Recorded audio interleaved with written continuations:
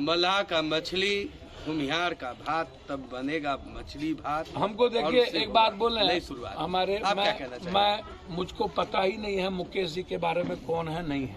तो क्या कुछ फैक्टर है कि नहीं सुना? सर मुझको नहीं पता मुकेश जी कौन है, कहाँ उनका संघर्ष था, कहाँ से आए, कहाँ लाठी खाए, क्या किए, बॉम्बे में क्या करते थे, क्या नहीं करते थे, कौन धंधा है कौन नहीं धंधा है, कौन क्या है, कब वो लीडर बने, कब लीडर बने। वो अच्छी बात है, अपना जो मन है, सबको स्वतंत्र है राजनीति करने के लिए। उनको धन्यवाद, जिस रूप में जिसकी लाठी उसकी भैंस चलता रहता है। आप हमको किसी को आप रोकिएगा राजनीति करने के लिए तो भैया आप झूठो न किसी का नाम लेते रहते हैं। इसके पहले माछ भात यादव के साथ वो किए थे ना, तो भोर में भैया शाम में सैया, ऐसे चलता है क्या?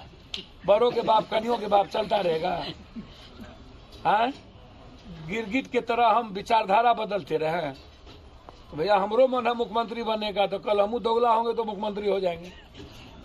नेता बिहार भर में जहाँ भी कुटनी में जितना लोग मरे थे, हम गए थे ना, सबको पैसा दिए थे ना कि और कोई आया था? एक घटना घटी, मर्डर हुआ था तो हम गए थे ना। 3 घटना में कोई मर्डर कोई घटना है कुटनी में जहाँ पप्पू यादव ना गया हो?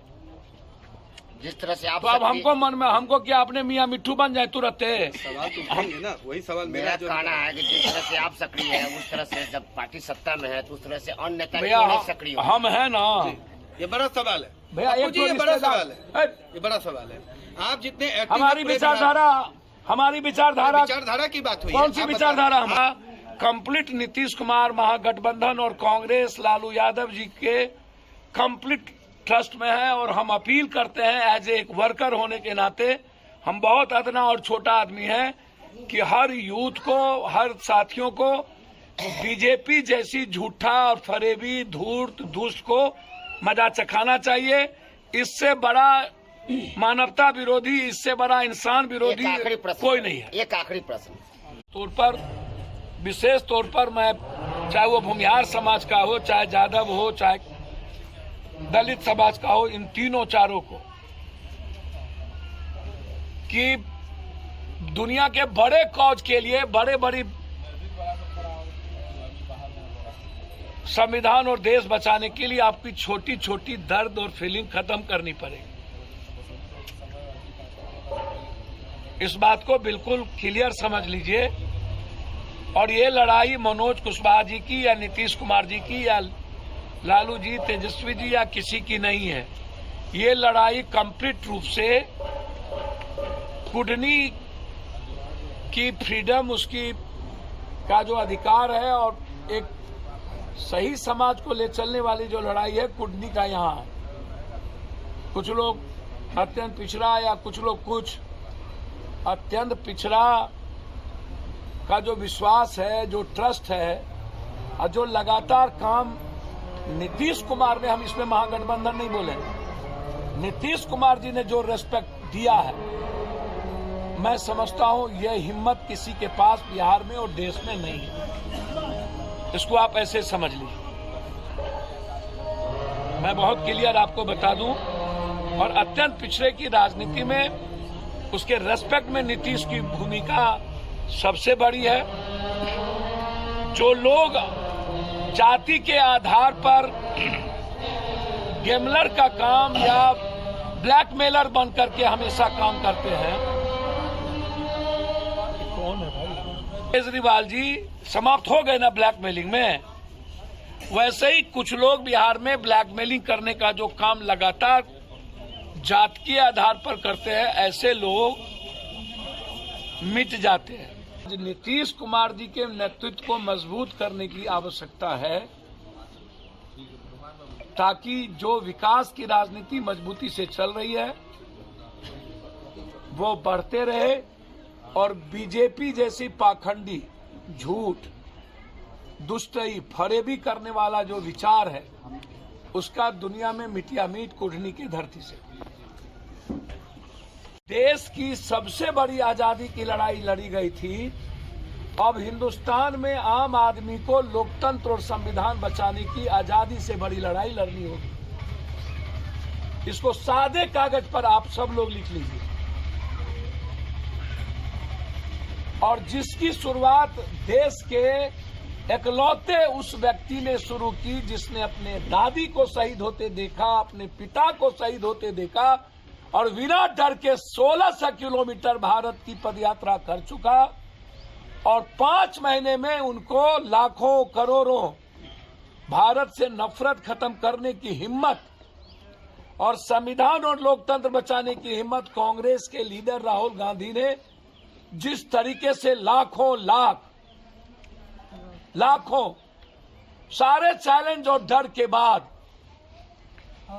पूरा देश आज राहुल गांधी के पीछे और भारत जोड़ो यात्रा और देश के संविधान बचाने राहुल जी के पीछे हो न हो, भारत को रियल भारत बनाने के लिए लोग आज सड़कों पर है। यह चुनाव संविधान और लोकतंत्र बचाने का चुनाव है। यह चुनाव जो काम नीति बार ये कहता है, कौन सा हमको कभी कभी समझ में नहीं आता। नीतीश कुमार ने नौकरी वाले को दे दिया, नीतीश कुमार ने नौकरी वाले को दोबारा दे दिया। हम बीजेपी वाले से पूछना चाहते हैं, नीतीश कुमार मुख्यमंत्री थे कि तुम्हारा नाना मुख्यमंत्री था? तुम दे दिए, हमार भाई जना ना थी, हमरा नौकरी में दिए, उस वक्त नहीं दिए। तुम बिना झूठ बोले हुए मार्केटिंग करते हो, तुम काम कुछ नहीं करते हो, 14,000 करोड़ का एडवर्टाइजमेंट दे देते हो। और नीतीश कुमार नौकरी देके दोबारा पत्र बांट दिया तो तुम्हारे पेट में दर्द कायल होता है। तुम नौकरी दिए 14 करोड़ 16 करोड़ 8 साल में 10 लाख दिए। नौकरी नीतीश कुमार ने दिया कि भाजपा दिया? भाजपा के पास नगर निगम था, भाजपा के पास स्वास्थ्य था, भाजपा के पास कौन सा विभाग नहीं था? भाजपा काहे नहीं दी? यहाँ तो समझिए कि एक तरफा आप कितना पैसा बोरा का लाइएगा तो आपको पैसा है, इधर कागज थोड़े है। आप लड़िएगा तो आपसे कोई कमजोर है क्या? ना विचारधारा आपकी है नहीं, और यहाँ विचारधारा सबसे बड़ी है। तो हम विचारधारा से ना आपको सब कुछ खत्म करेंगे। महागठबंधन का ये वही समीकरण जो है इस समय बिगड़ता हुआ दिख रहा है। आप फिर वही फालतू बात करते रहते हैं।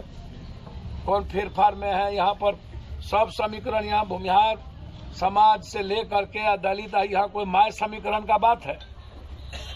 माय सब ना एक है भाई जी। एमआईएम आने से प्रभाव तो पड़ रहा है, कुछ ऐसा कह रहे हैं। हम एक बात बोले आपसे, बुरा नहीं मानिएगा, क्षमा कर दीजिए। गोपालगंज में थोड़ा सा शहाबुद्दीन जी के चलते इनको वोट आ गया। मैं झूठ फूस नहीं बोलता हूँ। एआईएमएम का कोई औकात मुराद नहीं है। गोपालगंज में शहाबुद्दीन जी के कारण, चूंकि उनको तकलीफ थी तो हो सकता है गलती हो गई हो हम लोग से, तो हम लोग उसको हमेशा सुधार कर लेते हैं। शहाबुद्दीन जी हम लोग के मित्र रहे हैं, भाई रहे हैं, और उनका सम्मान पूरे हमारे मन में है, जीवन में है, उसमें कहीं कोई बात नहीं है कि एआईएमएम जो हिंदुस्तान में महाराष्ट्र और अपने तेलंगाना में 9 सीट से ज्यादा लड़ने का औकात इसको नहीं है। इसको हम सीमांचल में इस बार औकात बताएंगे दुनिया में एआईएमएम क्या होता है, समझ गए? एक गलती के कारण वो आ गए। एआईएमएम की कोई औकात नहीं है। और मुस्लिम लीग को जब मुसलमानों ने लपेट दिया, इस धरती से लपेट दिया था आजादी के वक्त, और पूरा देश मुसलमान खड़ा था हिंदुस्तान के साथ, पाकिस्तान जाने की बात नहीं किया। जब मुस्लिम लीग के मुसलमान नहीं हुए, बोला मैं सेकुलर हूं, लेफ्टिनेंट गवर्नर पाकिस्तान ने कहा अब्दुल हमीद को मैं तुम्हें लेफ्टिनेंट बनाऊंगा। उसने कहा भारत का सिपाही रह करके लड़ेंगे, लेफ्टिनेंट नहीं बनेंगे। क्या करते हैं आप?